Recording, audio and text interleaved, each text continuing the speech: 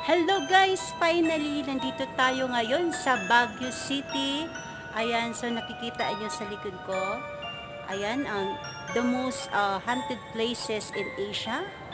Ang Diplomat Hotel. So guys, sasamahan nyo na ako sa ating day exploration. Pero mamayang gabi guys, isa-solo exploration ko to para sa inyo. And then, ang bagong lahat, shout out Lula's Zoo Paradise, ayan, ang kay thank you so much. And then sa mga ka-team ko sa Team Lula's Zoo Paradise ay sina AJ Deep Dive Paranormal, Sama Shadow Hunter, hindi sila nakasama dahil sobrang busy nila sa work nila.